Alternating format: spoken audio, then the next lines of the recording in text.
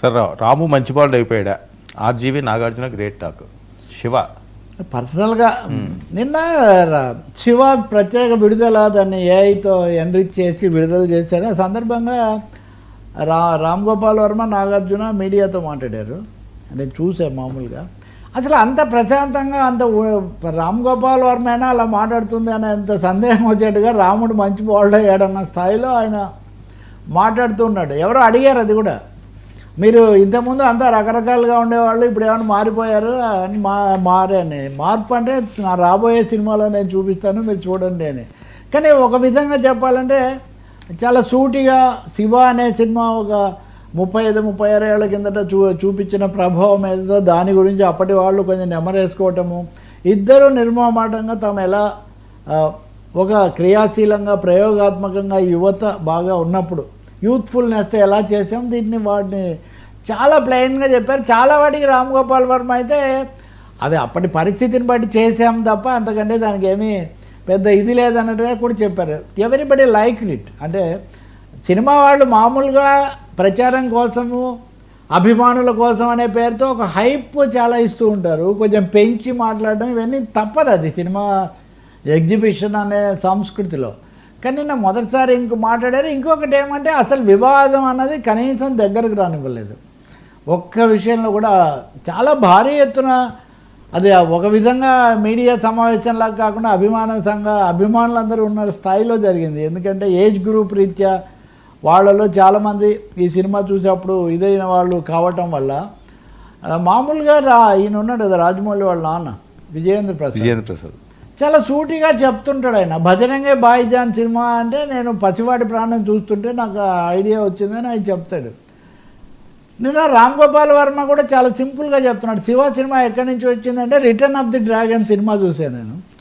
Return of the డ్రాగన్లో అందులో ఉన్న దీని బదులు కరాటే బదులు మామూలు ఫైటింగులు పెట్టాను, ఆ డెన్ బదులు కాలేజీ పెట్టాను, మిగిలినవన్నీ నాకు విజయవాడలో నాకు తెలిసినవి పెట్టాను, అది తీశాను.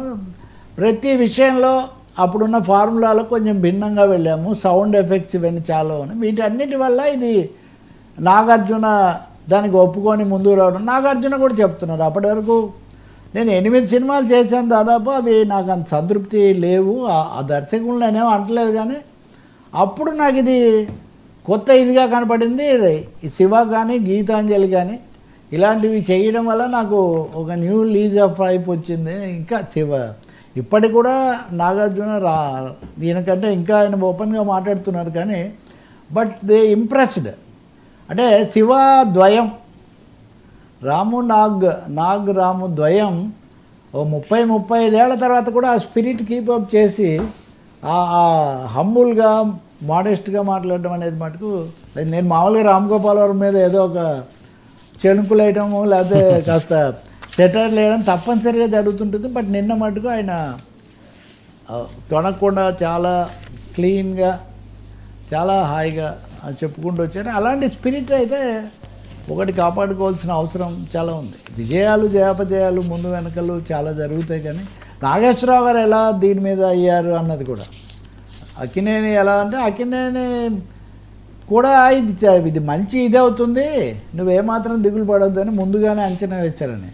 ఇక్కడ ఒకటి చెప్పాలి, నాగేశ్వరరావు గారికి గొప్ప ఐడియా ఉంటుంది అంటారు సినిమాల మీద. ఉదాహరణకు మనం సినిమా ఉంది కదా ముగ్గురిని పెట్టి, దానికి ముందు ఇంకో కథ చాలా పక్కగా తయారు చేసి ఆయన దగ్గర తీసిపోతే చూసి ఇది లాభం లేదు వేరే తీయమన్నారట. అప్పుడు మనం హఠావుడిగా అది తీసుకొచ్చారు. లేకపోతే ఎన్టీఆర్తో ఏకవీర అంటే ఆయన ఒప్పుకోలేదు, ఆ సినిమా ఫ్లాప్ అయ్యి చాలాసార్లు అలా జరుగుతూ వచ్చింది. బట్ దీన్ని మటుకు దీంట్లో చాలా ఇది ఉంది, ఇది జయప్రదం అవుతుంది అన్నారని చాలా విషయాలు ఇంకా చెప్పారు. కానీ but I put my appreciation the way it was conducted, the way press కూడా మీడియా వాళ్ళు కూడా వివాదాలకు పోకుండా మాట్లాడడం, అది చాలా ఇంట్రెస్టింగ్గా ఉంది. Right sir, thank you so much Rao garu. ఇది ఈనాటి ఫ్రాంక్లీ తెరకలి స్టేషన్ 9.